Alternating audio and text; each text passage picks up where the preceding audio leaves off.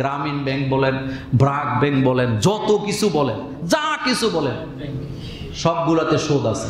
কিন্তু আমি কতটুকু বাঁচলাম? আজকে যদি আমি আপনাকে বলি যে সুদী ব্যাংকে যারা টাকা রাখছেন সবসময় নিজের মূল টাকাটা হিসাব করবেন, এটা এনে খাবেন, ব্যবসা করবেন, যেটা মুনাফা আসবে এটা আপনি খাবেন না, গরিব মিসকিনকে দিয়ে দিবেন, গরিবের কল্যাণে কাজ করবেন, এটাই হলো ইসলামের হুকুম। কিন্তু মানতে রাজি। সুদী ব্যাংকে জব করে কুরবানি দিলে কুরবানি হালাল হবে কিনা? যার কামাইটা হারাম তার কুরবানি হবে না। কিন্তু একটা কথা মনে রাখবেন, ব্যাংকিং বিষয়টা খুবই সেন্সিটিভ একটা জিনিস, এটা আমরা অনেকে গোলায় ফেলি। বাংলাদেশে পরিবেশে অর্থনৈতিক যে সিস্টেম বা চেইন, এখানে ইচ্ছায় হোক অনিচ্ছায় হোক সুদ নিয়ে কাজ করা লাগে। লাগে কি লাগে না?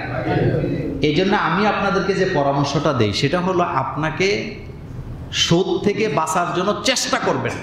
আল্লাহ দেখবে আপনি চেষ্টা করছেন কিনা, কিন্তু সুদকে হালাল মনে করার কোনো সুযোগ নেই। ইসলামী ব্যাংক বাংলাদেশ ব্যাংকের সাথে ব্যবসা করতে বাধ্য, এটা আপনারা জানেন তো।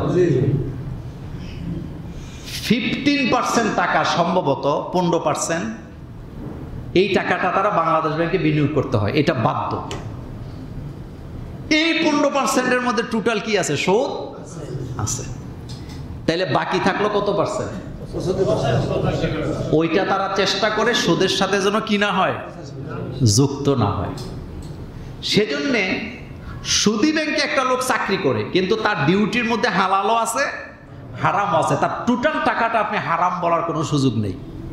তবে আমরা পরামর্শ দেই, আপনি যদি সুদী ব্যাংকে চাকরি করেন তাহলে আপনি চেষ্টা করবেন এখানে থেকে একটা হালাল চাকরি খোঁজার জন্য। ততদিন করবেন যতদিন আপনি আরেকটা চাকরি না পান। কিন্তু এই ফতুয়াতে আরেকটা সমস্যা আছে, সেটা হলো আমাদের দেশে সুদী ব্যাংকের সংখ্যাটা কম নাকি বেশি? কত বেশি?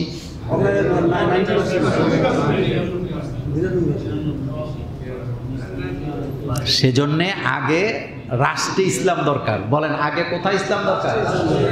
রাষ্ট্রে ইসলাম না আসলে সুদ থেকে জাতিকে মুক্ত করার কোনো রাস্তাই নেই। আমি আমার যতটুকু গবেষণা আছে, আমার যতটুকু কান, আমার চোখ যতটুকু সুস্থ আছে, বাংলাদেশে বর্তমানে যারা সোশ্যাল মিডিয়াতে প্রকাশ্যে, রাস্তায় ঘাটে, বিমানে, বাসে, বিভিন্ন রাজনৈতিক মঞ্চে যারা ডক্টর ইউনূসকে সুদী, সুদখোর বলে গালি দেয়, তারা সবাই সুদের সাথে জড়িত। তারা সবাই কিসের সাথে জড়িত? সবাই সুদের সাথে জড়িত। ডক্টর ইউনূসের প্রশংসা আমি করতেছি না। আপনি দেখেন, যেই লোকটা ব্যাংক থেকে সুদে টাকা নিয়ে ব্যবসা করতেছে, হেতেও ডক্টর ইউনূস রে কয় সুদী। 17 বছর যাবত যারা মানুষের উপর অত্যাচার করছে, যারা কি করছে, চাঁদাবাজি করছে, যারা দুর্নীতি করছে, তারাও কয় কি সুদী। তা আপনি কোনের ফেরেশতা? আপনি ফেরেশতা হয়েছেন কেমনে? যেই লোকের টাকা সুদী ব্যাংকে জমা, হেতে আরেকজনকে কয় সে সুদখোর। বাংলাদেশের পরিবেশে অর্থনৈতিক কারণে, রাষ্ট্রের কারণে 100% সুদ থেকে বাঁচার কোনো রাস্তা, কিন্তু আপনাকে চেষ্টা করতে হবে। হাল ছেড়ে দিলে হবে না, আপনাকে চেষ্টা করতে হবে যে আমি যেন সুদ থেকে বাঁচতে পারি। অন্তত আখেরাতে বলতে পারবেন যে আল্লাহ, আমি তো চেষ্টা করছি, আমার চেষ্টার মধ্যে কোনো কমতি ছিল না। তাইলে ক্ষমা করবে কে? কিন্তু সুদের হালাল মনে করার কোনো সুযোগ নেই। এখানে যত ব্যাংক আছে, গ্রামীণ ব্যাংক বলেন, ব্র্যাক ব্যাংক বলেন, যত কিছু বলেন, যা কিছু বলেন, সবগুলোতে সুদ আছে। কিন্তু আমি কতটুকু বাঁচলাম? আজকে যদি আমি আপনাকে বলি যে সুদী ব্যাংকে যারা টাকা রাখছেন সবসময় নিজের মূল টাকাটা হিসাব করবেন, এটা এনে খাবেন, ব্যবসা করবেন, যেটা মুনাফা আসবে এটা আপনি খাবেন না, গরিব মিসকিনকে দিয়ে দিবেন, গরিবের কল্যাণে কাজ করবেন, এটাই হলো ইসলামের হুকুম। কিন্তু মানতে রাজি। সুদী ব্যাংকে টাকা রাখছেন 100 কোটি টাকা, বলেন কত? মুনাফা যেটা আসবে আপনার আত্মীয় স্বজন, পাড়া প্রতিবেশী, রাষ্ট্রের গরিবদেরকে দিবেন, 1 টাকাও আপনি খাবেন না। আপনার যেটা মূল আছে আপনি শুধু সেটা ব্যবসা যেটা করছেন এটা দিয়ে খাবেন, তাইলে কি আছে? জায়েজ আছে। আপনি যদি সুদী ব্যাংকে টাকাটা না রাখেন তো টাকাটা রাখবেন কই? এই জন্য রাষ্ট্রীয় ব্যাংক যদি সুদী হয়, অপারগ হন, ইসলামী ব্যাংক যদি না থাকে আপনি টাকা রাখবেন, তবে কি খাবেন না? সুদটা আপনি খাবেন না। এটাই হলো ইসলামের হুকুম। কুরবানির দিন বা কুরবানির আগে পরে ফ্যামিলিতে ভাইয়ে ভাইয়ে, বাপে সন্তানের মধ্যে কুরবানি নিয়ে কোনো ঝামেলা করবেন না। একটা পরিবারে যদি একটা চুলা হয়, চুলা কয়টা? একটা হয়। আপনারা যদি 10-12 জনও থাকেন, সবার অর্থাৎ পরিবারের পক্ষ থেকে একটা ছাগলই কি যথেষ্ট? বলেন, একটা ছাগলই কি যথেষ্ট? আমরা কিন্তু ভাগে কুরবানির বেলায় অনেক ভুল করি। 2 ভাইয়ে 1 শরীকে টাকা দেয়, দিয়ে গোস্ত 2 ভাগ করে। এটা আপনাকে বলছেটাকে? কুরবানি একই বাপের ঘরে জন্ম হইলেও কুরবানি একসাথে এক নামে কি হয় না। হযরত আদম আলাইহিস সালামের ছেলে হাবিল কাবিল যখন কুরবানি করলেন, তারা কি একসাথে করলেন না আলাদা আলাদা? আলাদা আলাদা করলেন। সবার কুরবানি আলাদা। এই জন্য আমাদের দেশে মাসালা নিয়ে ঠেলাঠেলি লাগে। একদল বলতেছে যে শরিকানায় কুরবানি দিতে হইলে মুসাফির হওয়া লাগবে। এই মাসালা আপনারা শুনছেন, এটা আমি এখানে টানবো না। তবে আমি আপনাদেরকে পরামর্শ দেব, চুলা যদি একটা হয়, বলেন, তাহলে একটা ছাগল কি যথেষ্ট? চুলা যদি একটা হয়, একটা গরুতে একটা ভাগে দিয়ে দিবেন, কোনো সমস্যা নেই। কিন্তু এগুলি নিয়ে যেন ঘরের মধ্যে কি না হয়, দ্বন্দ্ব না হয়। আর একটা কথা বলি, কুরবানির পশু কিনার পরে আর কোন মন্তব্য আসতে কইছেন? গোস্ত কম হয়েছে না বেশি হয়েছে? হাড্ডি নাকি গোস্ত দাম কম হয়েছে না বেশি হয়েছে?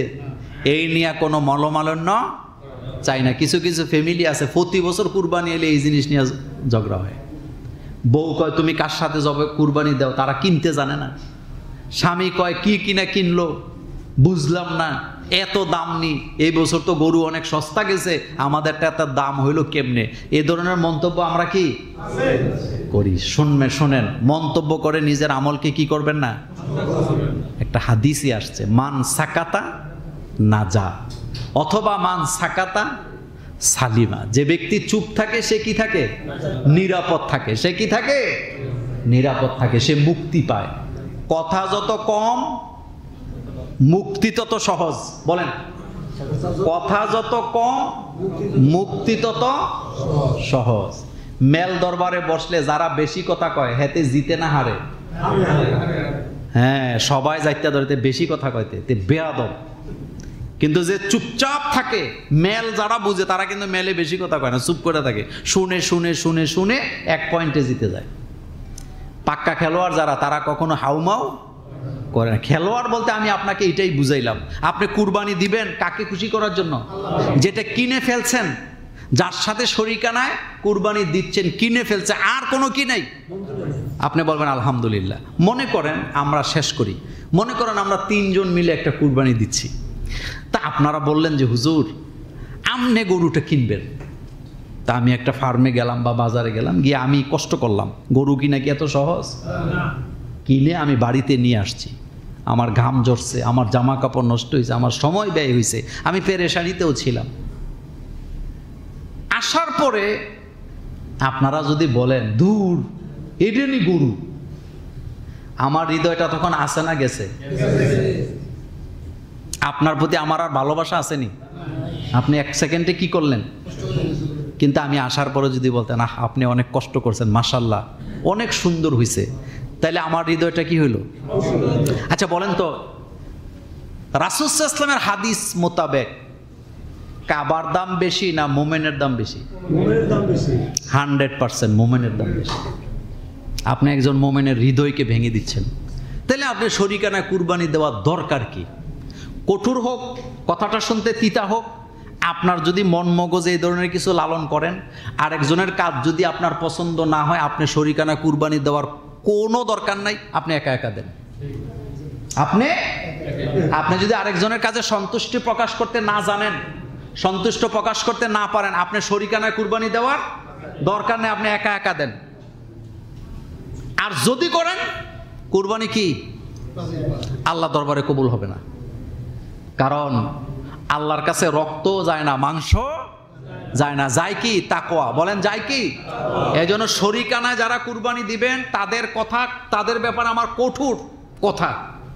আজকে যায় ঘরে বলবেন যে হুজুর বলছে কিনার পরে আর কি করা যাবে না, এবং যাকে দিয়ে কিনাইছি একটা দায়িত্ব বিহাদাল ইমাম, এই একটা দায়িত্ব আমি একতেদা করলাম এই ইমামের পিছে, উনি যেটা কিনবে এটাই কি আলহামদুলিল্লাহ। আরেকটা কথা বলি, সেটা হলো আপনাকে যারা কুরবানির গরু কিনতে দায়িত্ব দিছে এটা আমানত। বলেন এটা কি? সুতরাং আপনি 1,20,000 দিয়ে কিনা 1,40,000 বলবেন, আপনার কুরবানি হবে না, হবে না, হবে না। আপনি জুলুমবাজ। আপনি কি? আপনি গোস্তটা ফাও খাইছেন, কিন্তু এটার দ্বারা আপনি পরের হক নষ্ট করছেন। হাসরের মাঠে উল্টা আল্লাহর আদালতে দাঁড়াইতে হবে। এরকমের মানুষ আছে কিনা আমি জানি না, তবে আমি এটা গতকালকে গবেষণায় পড়লাম। এমন কিছু লোক আছে, তাদেরকে যখন দায়িত্ব দেওয়া হয়, অবুঝ লোকেরা, যাদের পুরুষ লোক নাই, তারা 1,40,000 1,20,000 দিয়ে কিনা যায়া বলে 1,40,000 দিয়ে কিনছি, নিজেরটা সালাক যে কত প্রকার। আপনার কুরবানি কি হবে না। আল্লাহ যেন আমাদেরকে কবুল করেন, আমরা বলি আমিন।